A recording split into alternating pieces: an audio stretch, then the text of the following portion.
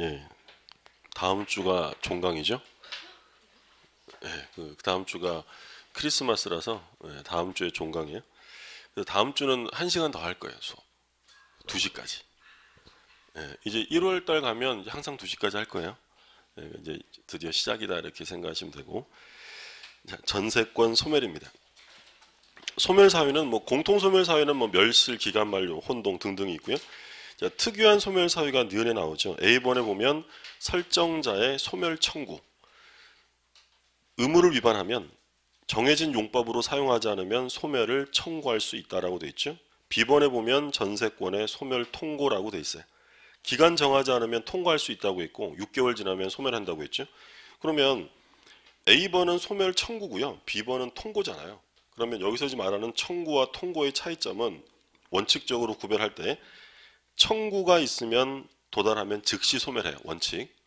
통고는 즉시 소멸이 아니라 몇 개월 있다가 소멸한다고요? 6개월. 무슨 말인지 아셨어요? 그럼 만약에 전세권자가 의무를 위반했다면 설정자가 소멸 통고하는 거예요? 소멸 청구하는 거예요?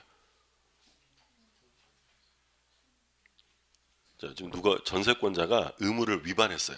그럼 설정자 소유자가 소멸 통고한다라고 할까요? 소멸을 청구한다고 할까요? 이때는 청구란 말을 써야 돼요. 청구하면 바로 소멸되는 거고 통고하면 그거는 기간 정하지 않았을 때 하는 게 통고고 통고는 몇 개월 있다가 소멸한다고. 6개월 있다가. 그래서 A번에 청구, B번에 통고 이렇게 나뉘어져 있는 거지. 이해되셨어요? 예. 됐다고 믿고 갑니다. 그 다음에 C번에 목적물의 멸실.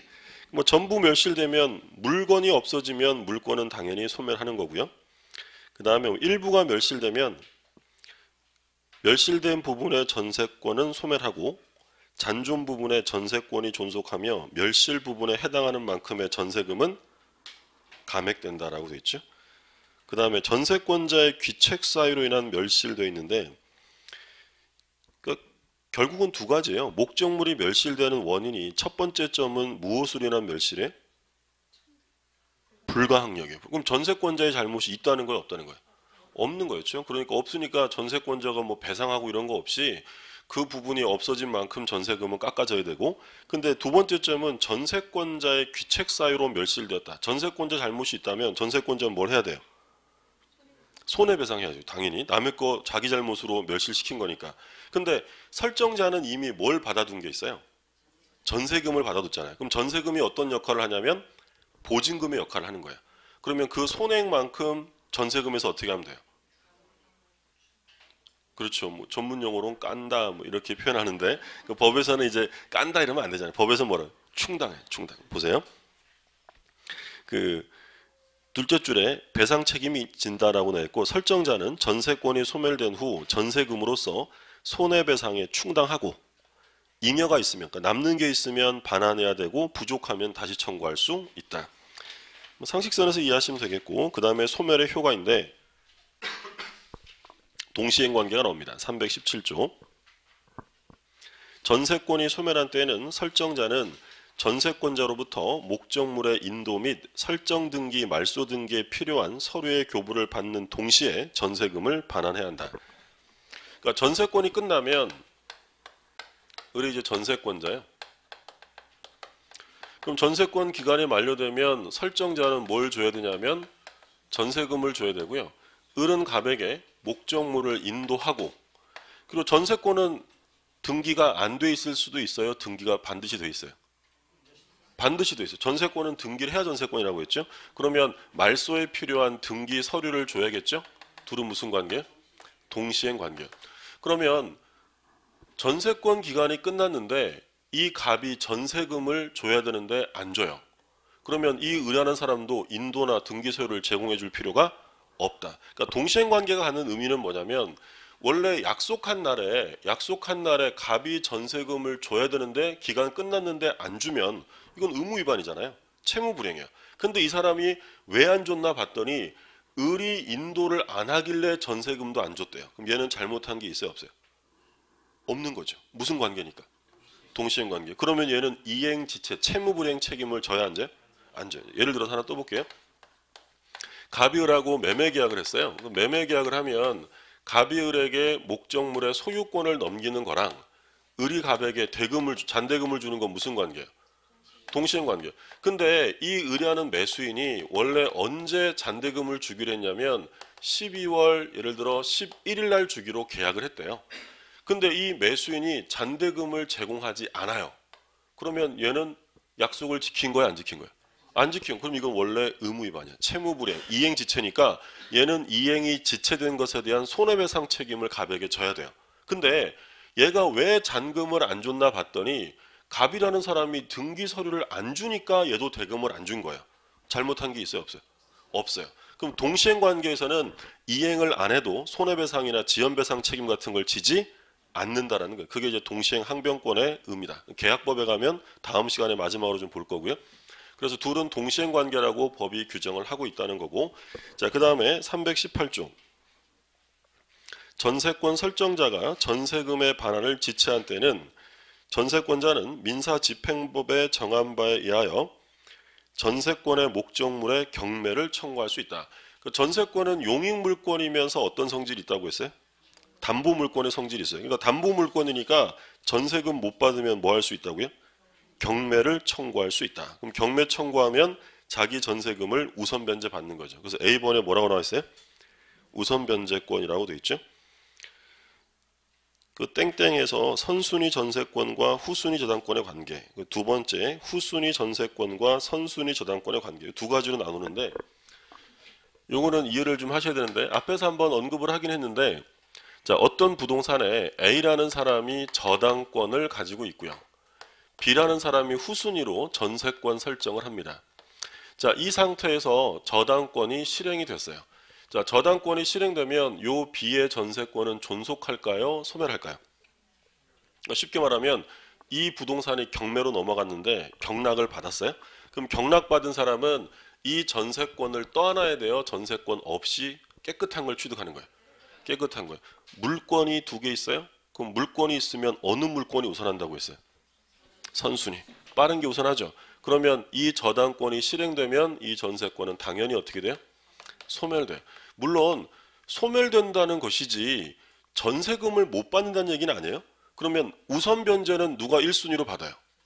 A. 그 다음에 2순위로 B가 받고 나가는 거예요. 받고 나가는 것이지 그냥 없어지고 돈도 못 받는다는 얘기는 아니고, 그러니까 지금 여기서 말하는 것은 권리가 경매가 완성되었을 때, 실행되었을 때 존속하느냐 소멸하느냐를 보는 거예요. 그러면 A가 전세권을 가지고 있고 후순위로 B가 저당권을 가지고 있어요. 자, 이 상태에서 이 저당권, 경매가 실행이 됩니다. 자, 이 A 전세권은 존속할까요? 소멸할까요? 얘보다 위에 있잖아요. 그럼 누가 우선해요? 전세권. 얘는 원칙적으로 존속합니다. 근데 이제 조심하실 점은 언제나 존속한다라고 하면 틀려요. 소멸되는 경우가 있는데 언제 소멸되냐면 전세권자가 배당을 요구하면 전세권은 소멸되어집니다. 그럼 만약에 경매되었을 때 법원에다가 경매 법원에 내 전세금 바꿨다라고 배당 요구했다면 1순위로 누가 받는 거예요? 얘가 받는 거예요. 받으면서 어떻게 돼요? 소멸되는 거고 2순위로 B가 받는 거고. 무슨 말인지 아셨어요? 그럼 이런 경우면 결국 누구 마음대로 선택하는 거야. 존속인지 소멸인지는. 얘가 마음대로. 예를 들어서 경매가 실행됐는데 제일 위에 있는 전세권자가 나는 그냥 이 건물 더 쓰고 싶어 라고 한다면 존속하는 거야. 그럼 경락이는 뭘 떠안아야 되는 거야? 전세권 떠안고 취득하는 거고, 근데 이 A라는 전세권자가 이 건물 분위기 안 좋네, 나도 나가는 게 좋겠다, 나 나갈래라고 배당을 요구하면 1순위로 배당되고 전세권은 그대로 소멸된다라는 거예요. 어떤 건지 드셨죠? 자, 그럼 이 그림 또 보세요. 3번에 C의 저당권이 있어요. 자, 이 C가 경매를 실행합니다. 이 C가 경매를 실행하면 B의 전세권 존속할까요? 소멸할까요? 제가 써놨죠? 소멸이라고. 소멸돼요. 그죠? 예. 그러니까 여기서 이제 조심하실 점 뭐냐면 이 C가 경매를 하든 누가 강제 경매를 하든지 간에 1등으로 돈 받아가는 애는 누구예요? 저당권이요. 그러면 이 저당권은 돈을 받아가면 존속할 수 있어요? 무조건 소멸해요. 돈 없으니까 무조건 소멸하는 거예요. 그러면 경매가 실행되면 모든 저당권은 다 소멸해요. 바꿔서 얘기하면 저당권은 경매 시에 존속할 수 없는 권리예요. 사용하는 권리가 아니잖아요. 그러면 누가 경매를 실행하든지 간에 어디부터 소멸하는 거예요? A부터 쫙 소멸되는 거예요. 얘를 뭐라고 부르냐면 말소 기준 권리라는 말을 써요. 그러니까 말소시키는 기준이 되는 권리예요. 그럼 예를 들어 D라는 애도 일부의 전세권을 설정했고요. E라는 애는 부동산에 가압류했어요. F라는 사람이 저당권을 설정했는데 이 저당권자 F가 경매를 실행합니다. 어디부터 소멸해요? 얘부터 소멸하는 거죠. 그러니까 누가 경매를 실행하든지 간에 가장 빠른 저당권자가 기준하는 거예요. 기준. 그럼 얘 기준하면 기준 밑으로는 볼 것도 없이 무조건 다 소멸하는 거예요. 그래서 얘를 뭐라고 불러요? 말소 기준 권리. 그래서 말소 기준 권리가 되는 건 저당권, 뭐 근저당권, 압류, 가압류 이런 거 있는데 그건 이제 중개사법 시간에 경매에서 공부하실 거고 민법에서는 이 정도 개념만 이해를 해두시면 충분해요. 이해되셨죠? 예. 그런 얘기 했었잖아요. 주택임대차도 마찬가지예요. 원래 임차권은 대항력이 있어요, 없어요? 원칙은. 예를 들어서 어떤 부동산이 있어요. 어떤 부동산이 있는데 A라는 사람이 임차권을 설정했고 그리고 B라는 사람이 저당권을 가지고 있어요. 근데 이건 보통 일반 임대차고요. 얘 등기 안 했어요. 그러니까 순서가 이렇게 돼 있다는 거예요. 등기부가 아니라 얘가 경매 실행하면 임차권 존속할까요? 소멸할까요? 소멸하는 거예요. 이게 채권이잖아요. 얘는 물권이고 채권과 물권이 있으면 무조건 누가 이긴다고? 물권이 이기는 거예요. 근데 만약에 요 임차권자, 주택의 임차권자가 주택을 인도받고 뭐 하면 된다고 했어요? 주민등록을 하면 대항력이 생긴다고 했죠. 그러면 이렇게 된 상황에서 경매가 실행되면 요 임차권은 존속이에요, 소멸이에요? 지금 이 상태에서 경매가 실행되면 요 임차권은 존속할까요, 소멸할까요? 자, 이 정도 가지고 전 미치지 않아요, 그렇죠? 이런 거 아무것도 아니에요, 그렇죠? 자, 지금 여기서 뭐라 그러냐면 A가 전세권이고 B가 저당권이에요. 그러면 비저당권 경매가 실행되면 어디부터 소멸해요? 이 그림에서 보면 저당권, 말소 기준이 저당권이라고 그랬잖아요. 이 밑으로 소멸하는 거예요? 얘는 존속하는 거예요. 그럼 이 그림에서 보면 누가 경매를 실행하더라도 어디부터? 얘부터. 자, 그럼 다시 이제 보는 거예요. 아무 일도 없었다는 듯이 보세요. B의 저당권이 실행됩니다. A의 임차권은 존속해요, 소멸해요? 존속하는 거예요. 원래 채권이니까 소멸하지만 특별법에 정한 대항 요건을 갖추면 얘보다 위에 있으면 존속하는 거예요. 그래서 우리가 그런 얘기했죠. 어떤 집에 임대차를 들어가려고 해요. 임대차 들어가려고 하는데 그 집 등기부 떼봤더니 근저당이 달려 있어. 그럼 그 집에 들어갈 때는 각오해야 되는 게 경매가 실행되면 내 임차권은 무조건 소멸이다. 그럼 딴 집 생각하고 들어가야 되는 거예요. 근데 아파트나 연립이나 다세대 들어갔는데 아무도 없고 내가 제일 위에 들어간 거야. 그리고 나중에 저당권이 들어왔다라고 하면 경매 시에 저는 집 빼줘야 돼요, 안 빼줘야 돼요? 안 빼줘도 되는 거죠. 그렇죠? 자, 그런데 만약에 이런 경우도 있잖아요. A가 저당권, B가 주택을 임대차하고 인도와 주민등록, 대항 요건 갖췄고요. C가 저당권 이렇게 돼 있어요. 자, 이 상태에서 C가 저당권을 실행하면 B는 경매 시에 집 빼줘야 돼요, 계속 살 수 있어요? 빼줘야 돼요. 어디부터 소멸하니까? 말씀이죠. 그래서 그런 얘기 했잖아요. 주택임대차 들어갈 때 이미 근저당이나 저당 달려 있으면 경매되면 무조건 집을 빼줄 생각을 해야 돼요. 그러니까 뭐라도 받아야 되고 집은 빼줘야 되고. 실제로 아파트나 뭐 연립 들어가는데 요즘에 저당 하나 안 달려 있는 깨끗한 이 주택을 찾기가 쉽지 않잖아요. 그러면 어쩔 수 없이 들어가긴 들어가요. 그러면 경매되면 나는 나중에 집을 빼줘야 되는 건 각오해야 되는 거예요. 근데 빼주는 건 각오하는데 그러면 뭐라도 받아서 나가야 돼요. 근데 보증금 받아야 될 거 아니야. 그래서 이제 주임법에서 뭐까지 하라고 하냐면 확정일자예요. 임대차 계약서에 뭐 찍으라고요? 확정일자. 어디서 찍어요? 주민센터 가면 찍어줘야죠. 그 찍으면 우선 변제권이 생기는 거예요. 임차권인데. 원래 채권인 것이 우선 변제를 받을 수 있어요, 없어요? 안 되죠. 택도 없는 소리인데 주택임대차 보호법에서 특별히 주택임차인은 보호해준다. 확정일자 받으면 우선 변제권을 줘요. 그럼 이 상태에서 경매가 실행됐다. 요 임차권 존속해요, 소멸해요? 당연히 소멸해요. 뭐가 위에 있으니까. 저당권. 근데 배당 들어가면 1순위로 누가 배당? A. 그 다음에 B가 받을 수 있다는 거예요. 그럼 이렇게 되면 어쩔 수 없이 나가긴 나가야 되지만 내 보증금은 다 회수할 수 있다는 거예요. 물론 회수하려면 A 저당권이 얼마인지 보고 들어가야죠.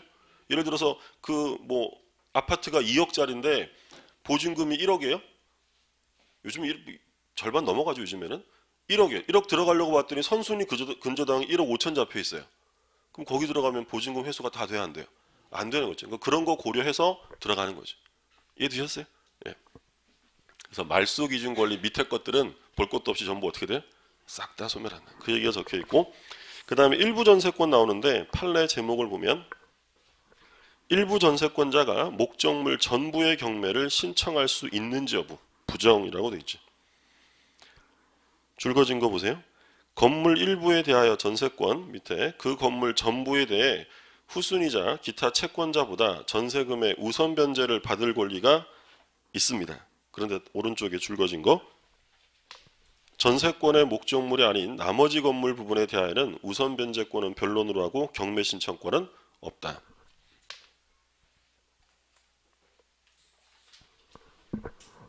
자, 시험에 자주 나오는 판례인데요. 일부 전세권의 효력인데 건물이 있는데 이게 갑이 소유하고 있는 건물인데 을이 건물의 일부분의 전세권을 설정한 거예요. 용익물권이니까 이게 가능하다고 했죠.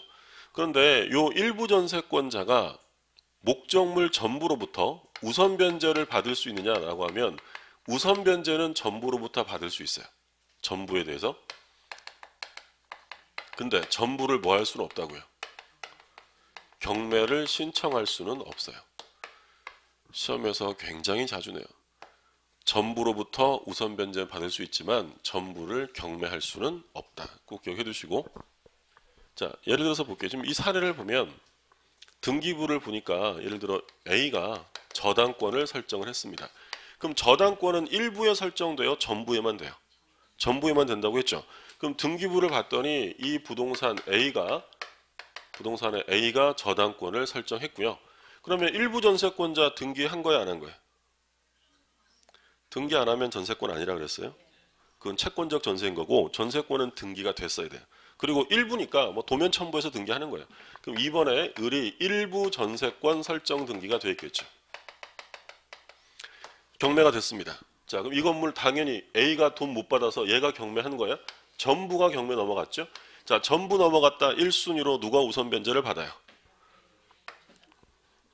A가 받죠. A. 2순위로 을이 받죠. 그러면 일부 전세권자가 우선 변제는 어디로부터 받아요? 전부로부터 받는 거예요. 근데 이 의뢰하는 사람이 일부 전세권자인데 갑이 나중에 전세금을 안 준다고 난 내 돈을 안 줘? 네 건물 다 경매해버린다. 이거 돼야 안 돼요? 그건 안 된다는 거예요. 일부 전세권자가 우선 변제는 전부로부터 받아도 전부를 자기가 경매 신청할 수는 없다는 거예요. 시험에 굉장히 자주 나왔던 판례고. 자, 오른쪽에 원상회복 의무 매수 청구권인데 1번에 한번 보세요. 1항에 316조 1항 전세권이 그 기간 만료로 인해 소멸한 때에는 전세권자는 그 목적물을 원상에 회복해야 하며 그 목적물에 부속시킨 물건은 수거할 수 있다. 그러나 설정자가 그 부속물의 매수를 청구한 때는 전세권자는 정당한 이유 없이 거절하지 못한다. 이게 무슨 매수예요? 부속물 매수죠. 부속물 건물 전세 2항. 그러니까 1항은 지금 누가 청구한다고 돼 있죠? 전세권 설정자, 건물 소유자. 그럼 전세권은 물권이니까 전세권자 설정자가 다 할 수 있다고 했잖아요. 2항을 보세요. 전항의 경우에 그 부속 물건이 설정자의 동의를 얻어 부속시킨 것인 때에는 전세권자는 설정자에 대해 그 부속물의 매수를 청구할 수 있다. 그러니까 2항은 누구의 매수 청구권이냐면 전세권자. 그 부속 물건이 전세권 설정자로부터 매수한 것인 때도 같다. 우리 지난주에 그 부합하면서 얘기했던 건데 빌려 쓴 사람이 아무거나 붙여놓고 다 사라고 하면 피곤하니까 부속물 매수를 청구할 때는 제한이 2개 있다고 했어요. 뭐라고 되냐면 첫째 줄 가운데 뭘 얻었어요? 설정자, 소유자의 동의를 얻거나 마지막 뒷줄에 소유자로부터 뭐한 경우? 매수한 경우. 동의를 얻거나 매수한 것에 대해서만 부속물 매수 청구가 가능하다라고 했죠. 자, 동그라미 4번에 유익비 상환 청구가 나오죠. 아까 전세권자가 스스로 수선 유지를 해야 되기 때문에 전세권자가 뭘 청구할 수는 없다고 했어요? 필요비 청구는 안 돼요. 근데 뭐는 가능하냐면 유익비는 당연히 받아야죠. 가치 증가시켰으면 증가 부분에 대한 유익비 청구는 가능하다. 자, 여기까지가 이제 용익물권이고요. 다음 장에 보면 담보물권이 나옵니다. 자, 담보물권의 통유성에서 4개가 나와요. 1번의 부종성, 2번의 수반성, 3번의 불가분성, 4번의 물상대성. 아까 다 정리하신 내용이고, 그러면 담보물권 첫 번째로 유치권이 나옵니다. 유치권.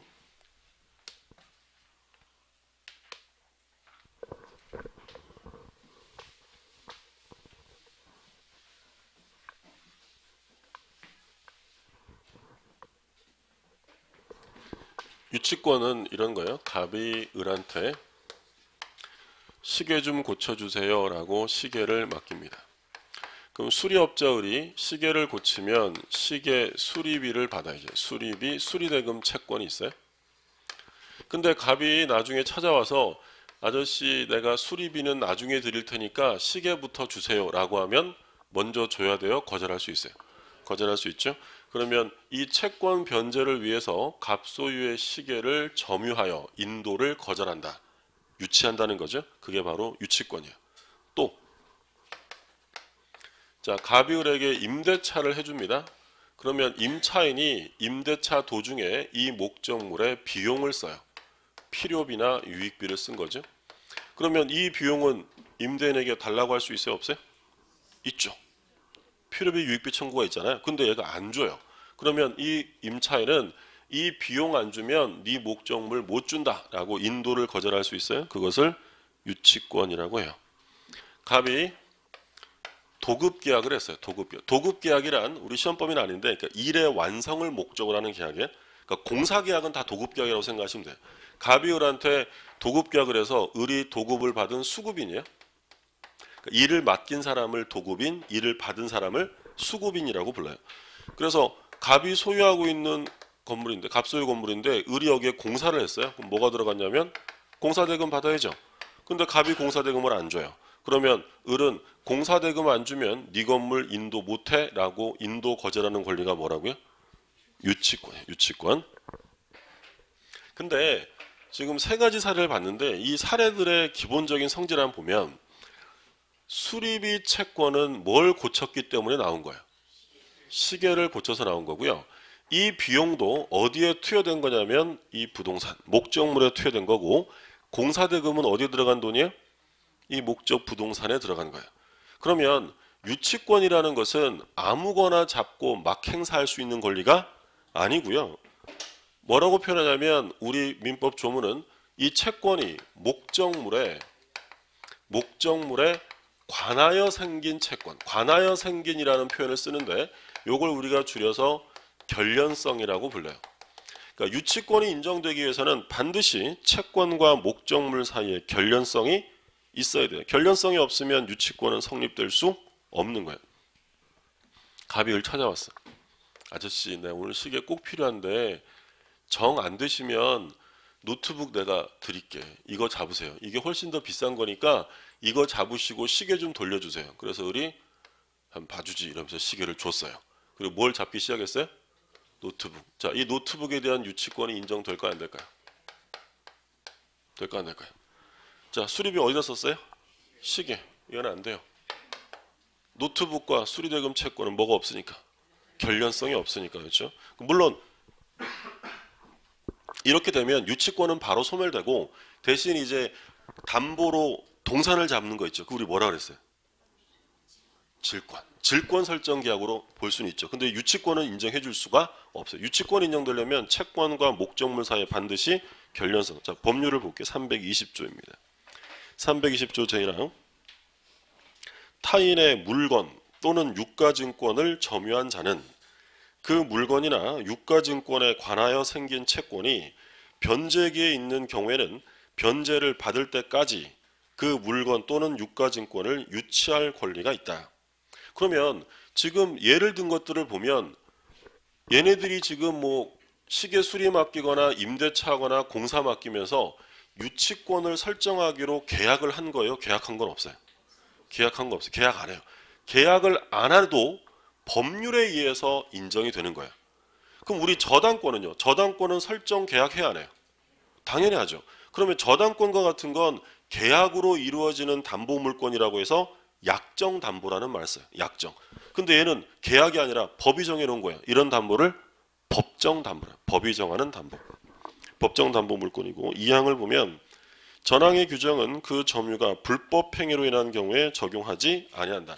훔쳐가지고 비용 쓴 다음에 유치권 행사할 수 있어요, 없어요? 그런 건 안 돼요. 그런 얘기겠죠? 예를 들어서 제가 시계를 훔쳤다고 했어요. 시계를 훔쳤는데 좋은 시계, 명품 시계 훔쳤어요. 훔쳤는데 안 가. 고장 난 거예요. 고쳐러 갔는데 비싼 시계에서 수리비가 30만 원 들었어요. 고쳐가지고 이제 좋다고 차고 다니다가 시계 주인한테 딱 걸린 거예요. 시계 주인이 야 풀어 이럽니다. 풀어야 돼 안 풀어야 돼? 얼른 풀어드려야죠, 그죠? 그럼 여기서 지금 수리비 안 주면 시계 못 드리지 이러면서 유치권 행사할 수 있어요, 없어요? 없어요. 얼른 풀어드려야 돼. 그럼 일단 풀어드리고 30만 원 주세요 할 수 있어요, 없어요? 감정을 버리시라 그랬어요. 감정을. 비용 받을 수 있죠. 도둑돈은 돈이 아닌가요? 네. 만약에 비용 청구를 못 한다고 하면 시계 주인은 도둑 맞고 30만 원의 부당이득을 취하는 거예요. 우리 비용 얘기할 때 비용은 선의악의 같은 거 따지지 않는다라고 했어요.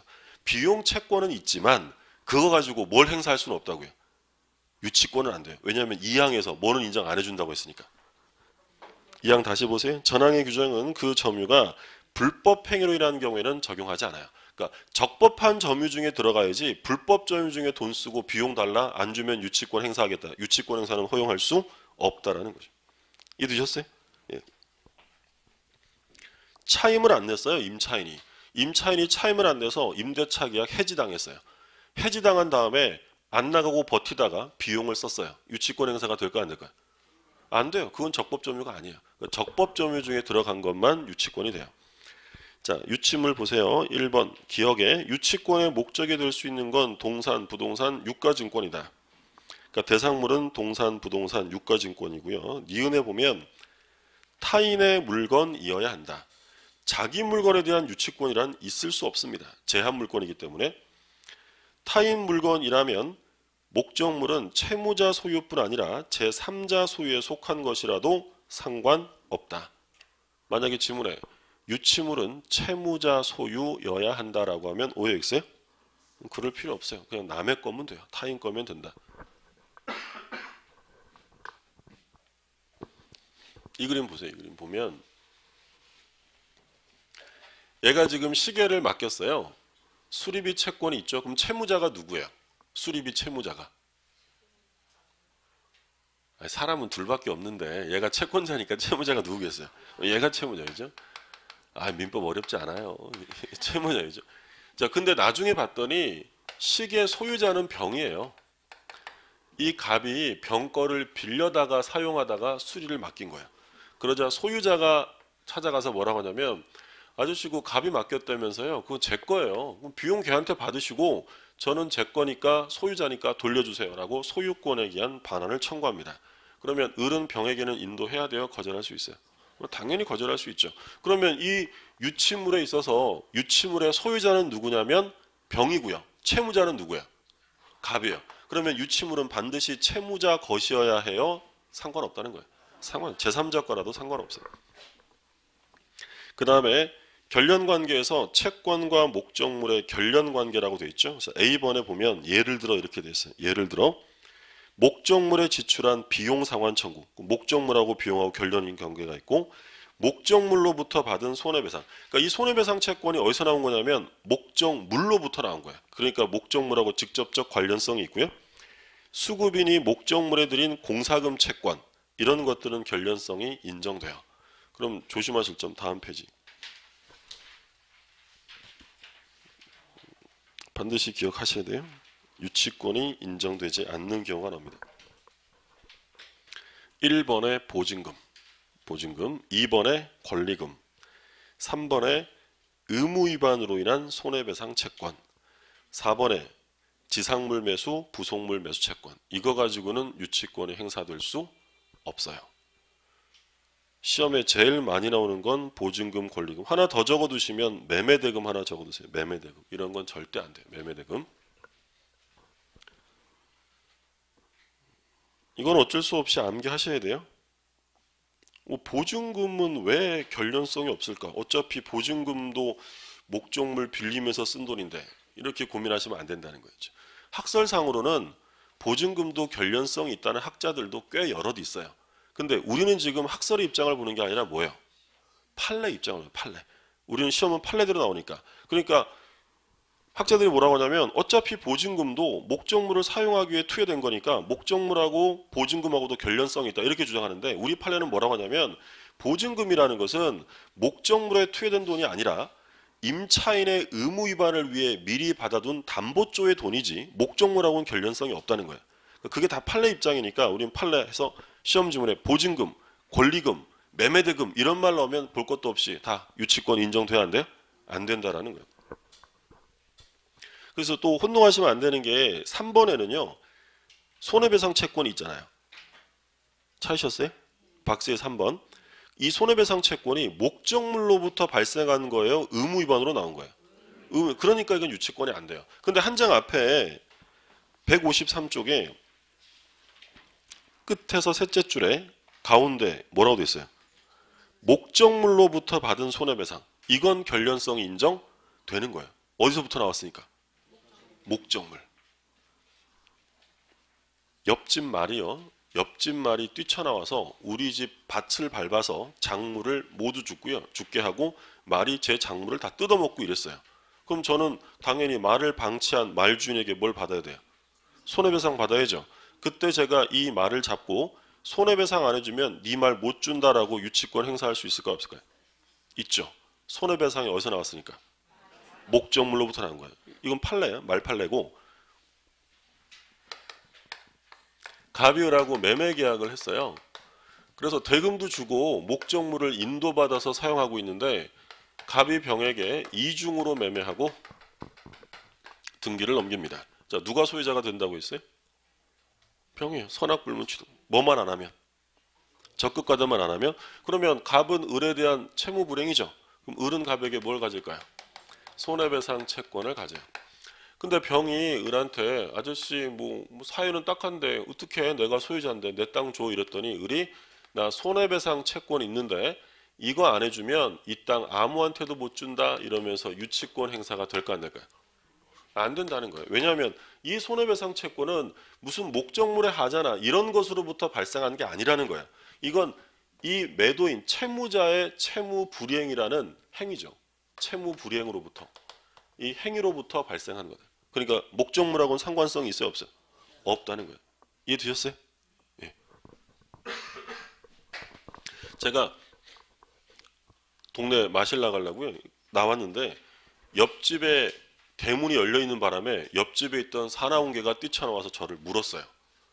그러면 저는 방치한 개 주인에게 뭘 받아야 돼요?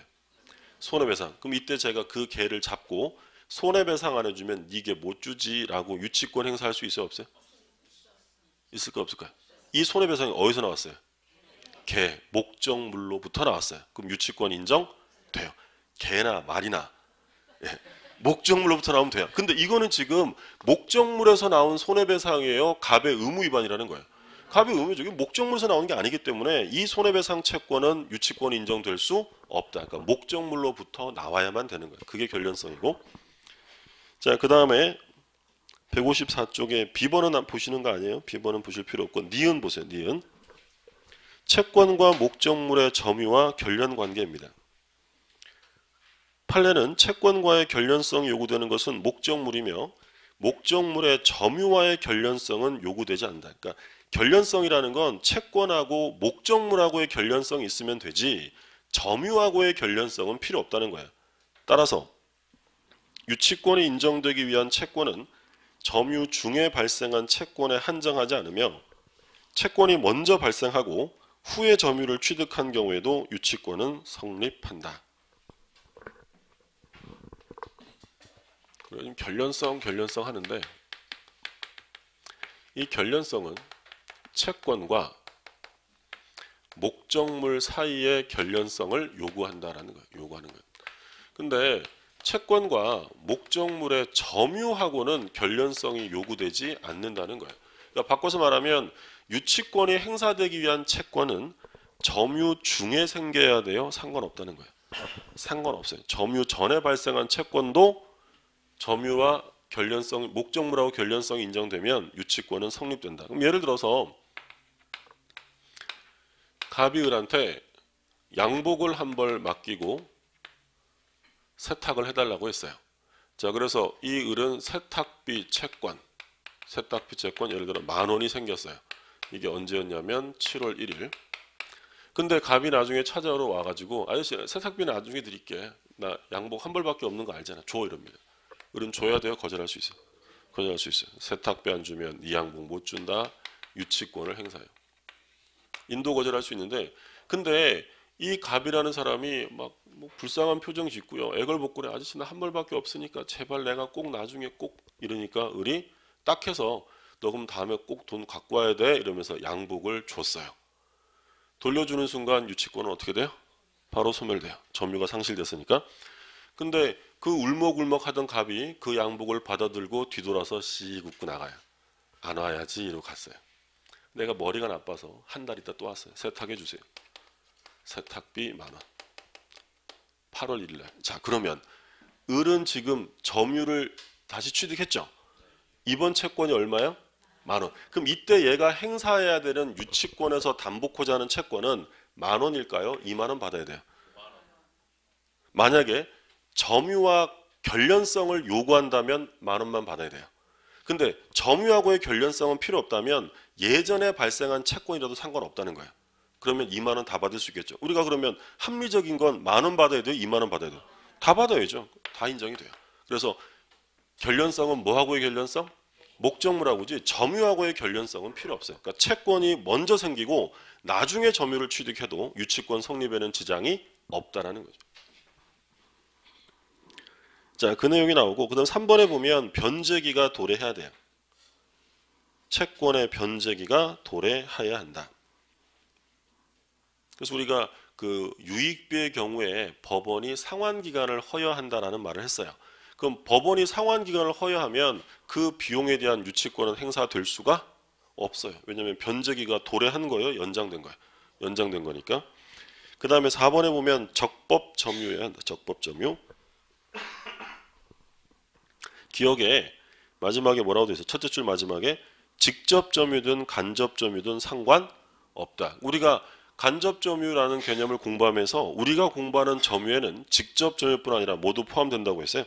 간접 점유. 그 다음에 니은에 보면 점유는 불법 행위로 인해 취득한 것이 아니어야 한다. 그러니까 불법 점유 중에 발생한 건 유치권이 인정될 수 없어요.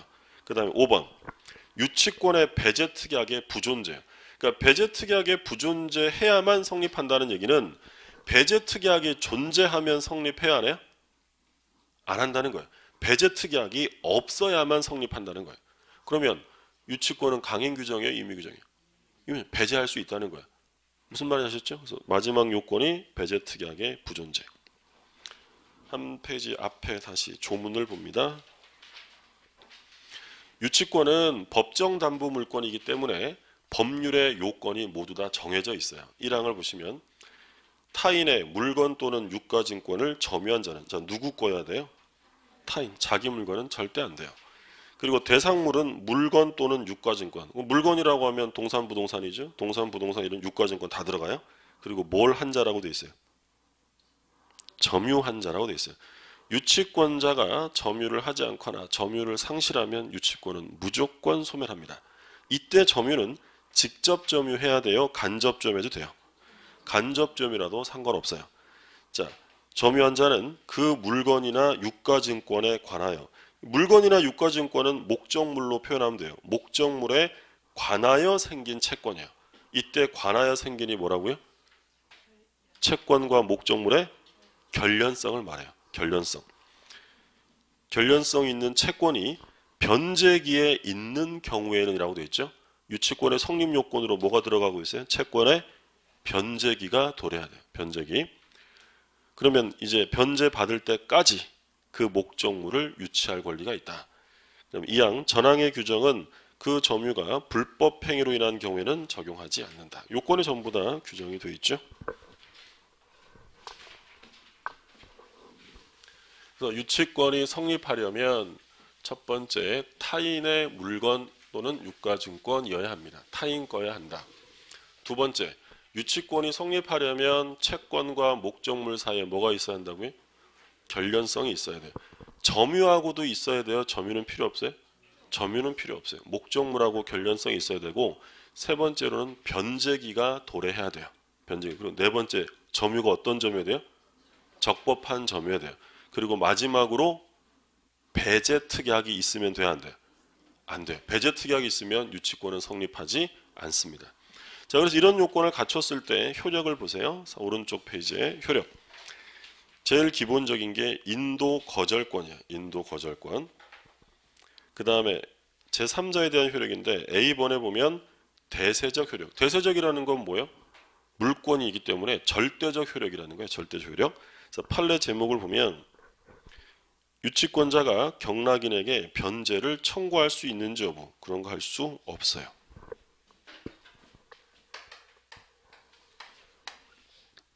갑이요, 자기 소유 건물인데, 갑이 소유 건물인데 얘한테 인테리어 공사를 맡깁니다. 그럼 얘가 공사대금,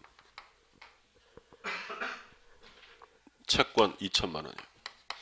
그래서 얘가 공사대금을 써서 공사를 다 완료했는데 이 갑이라는 사람이 공사대금을 안 줘요. 그러면 을은 공사대금 안 주면 당신 건물 못 주지라고 뭘 행사한다고요? 유치권을 행사해요. 얘가 이제 소유자죠.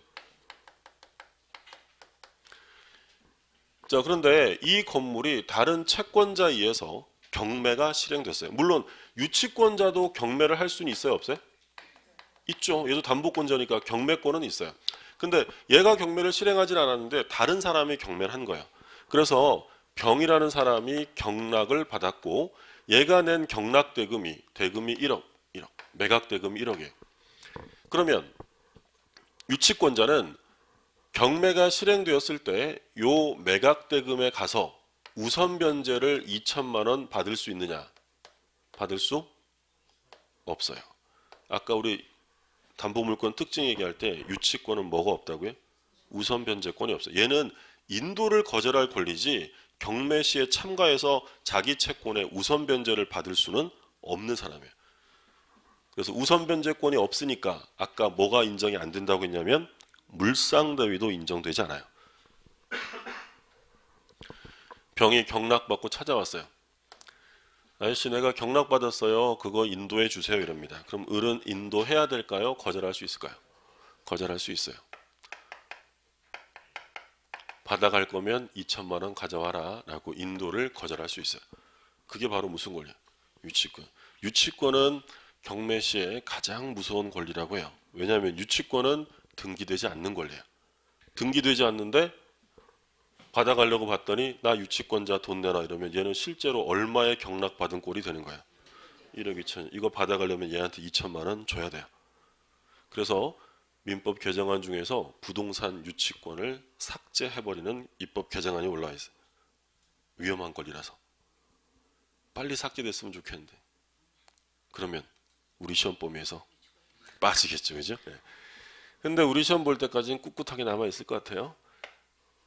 근데 이번에 문제는 뭐냐면 경매됐다는 소식을 들었는데 경락인이 와보질 않아요. 답답한 을이 찾아갑니다. 경락 받으셨죠? 축하드려요. 이러면서 저 2천만 원 받을 거 있는 사람이니까 2천만 원 주세요 라고 경락인에게 변제를 청구할 수 있느냐? 할 수 없다. 뭐만 할 수 있는 거예요? 그러니까 왜 변제를 청구할 수 없냐면 이 경락인은요 채무를 인수하는 사람이 아니에요. 변제 청구는 누구한테 해야 돼요? 채무자한테 해야죠. 갑한테 하는 거고 얘한테는 변제를 청구할 수는 없어요. 그래서 민사집행법상 어떤 말을 쓰냐면 병은 변제할 책임은 있어요. 변제할 책임은 있지만 얘한테 뭐 할 수는 없다고요. 변제를 청구할 수는 없는 거예요. 우리 이제 쉽게 생각하면 이런 거예요. 유치권이 있죠. 유치권은 담보물권입니다. 그러면 운명을 함께 할 뭐가 있어야 돼요? 피담보 채권이 있어야 돼요. 채권. 그러면 지금 을이 유치권을 가지고 있는 그 채권이 공사대금 채권이에요. 이 유치권은 채권이에요, 물권이에요? 유치권은 유치권 당연히 물권. 우리 물권법 공부하잖아요. 물권이에요. 그러면 특정인에게만 주장할 수 있어요? 누구한테나 할 수 있어요? 누구한테나 인도 거절 가능해요. 누구한테나 인도를 거절합니다. 자, 근데 채권은 말 그대로 얘는 그냥 채권이잖아요. 그럼 이 채권 행사는 아무한테나요? 채무자에게만 해야 돼요. 채무자예요. 그러니까 얘가 아무한테나 인도 거절은 할 수 있어요. 경락이 아니라 집행관에게도 인도 거절 가능해요. 그런데 돈 갚으라는 얘기는 얘한테 할 수 없고 누구한테 하라고요? 채무자에게 하라 이거였죠. 이것도 중요한 판례고. 그 다음에 B번에 보면 재판상 행사라는 게 나오죠. 여기서 그 셋째 줄 보세요. 셋째 줄 마지막에 법원은 유치권 항변이 인용되는 경우에 원고 패소 판결을 할 것이 아니라 그 물건에 관하여 생긴 채권이 변제와 상환으로 그 물건의 인도를 명해야 한다. 즉 무슨 판결이에요? 상환급부 판결 또는 상환 이행 판결이라고 말하게 돼요. 같은 말이에요. 상환급부, 상환이행 같은 말. 원고 일부 승소 판결이 됩니다. 그러니까 무슨 얘기냐면 갑이 있고 을이 있는데 을이 이 목적물의 비용 채권을 가지고요.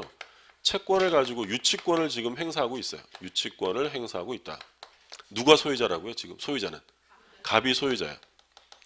그럼 갑이 을한테 야 내 거 줘 이러면 을이 싫어. 돈 안 주면 못 줘라고 거절할 거 아니에요? 그러니까 이 갑이 법원에다가 소송을 제기했어요. 소유물 반환 청구 소송이죠. 그러면 소장이 얘한테 날아가겠죠.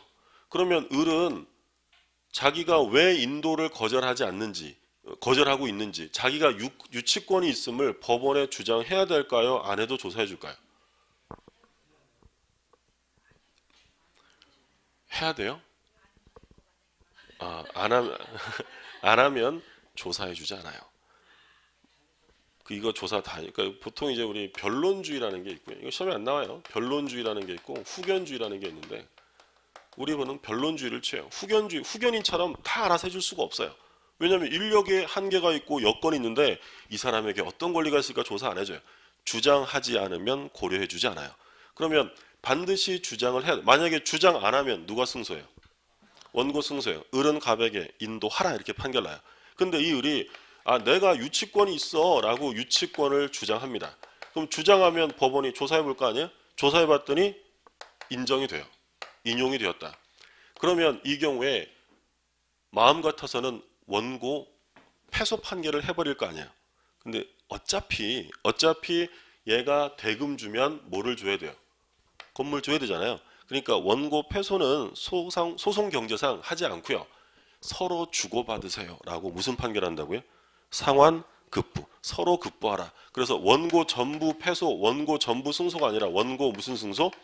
일부만 승소하는 판결을 내린다는 거예요. 그러니까 우리 시험 범위에서 상환 급부 판결이 딱 2번 나와요. 유치권에서 한 번, 다음 주에 공부할 동시 이행의 항변권에서 한 번. 다음 주에 또 한 번 얘기할게요. 자, 경매권 나옵니다. 1항.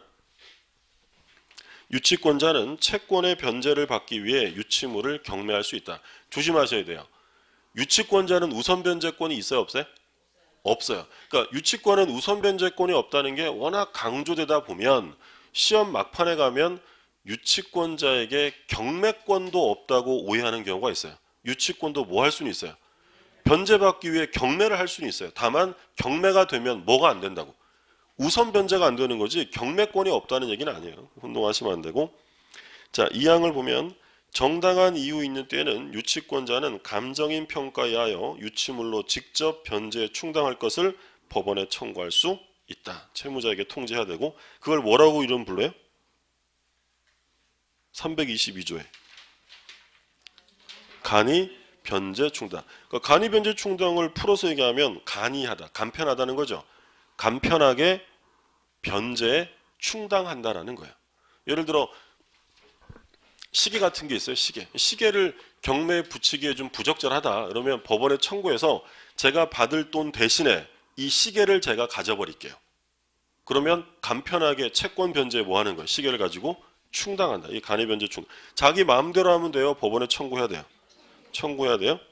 나머지 거 봐주시면 되고 이제 마지막으로 그 의무를 볼게요. 156쪽에 유치권자의 선관 의무 1항. 유치권자는 선량한 관리자의 주의로 유치물을 점유해야 한다. 선관주의무라고 줄여서 말합니다. 자기 재산과 동일한 주의무라고 하면 틀려요. 자기 재산보다 더 고도의 주의무가 필요해. 남의 거니까. 선량한 관리자의 주의무고 2항. 유치권자는 채무자의 승낙 없이 유치물의 사용, 대여 또는 담보 제공하지 못한다. 남의 건데 지 멋대로 쓰거나 담보 잡혀 먹거나 빌려주거나 이러면 안 된다는 거예요. 단서조항. 그러나 유치물의 보존에 필요한 사용은 승낙 없이 해도 돼요. 그러니까 보존에 필요해서 이걸 안 하면 보존에 지장이 있으니까 보존해 주려고 하는 사용은 승낙 없이도 할 수 있다라는 거지. 3항. 유치권자가 전 2항의 규정에 위반한 때는 채무자는 유치권의 소멸을 청구할 수 있다. 자, 1항에 선관주의무를 위반했다든지 2항에 승낙 없이 자기 멋대로 사용되어 담보 제공했다면 소유자는 어떻게 할 수 있다고요? 유치권의 소멸을 청구할 수 있다. 청구하면 도달되면 즉시 유치권은 소멸되어집니다. 자, 여기까지가 유치권 내용이고 그 다음에 저당권인데요. 저당권은 다음 시간에 이어서 보도록 하겠습니다. 오늘 여기까지 볼게요. 수고하셨습니다.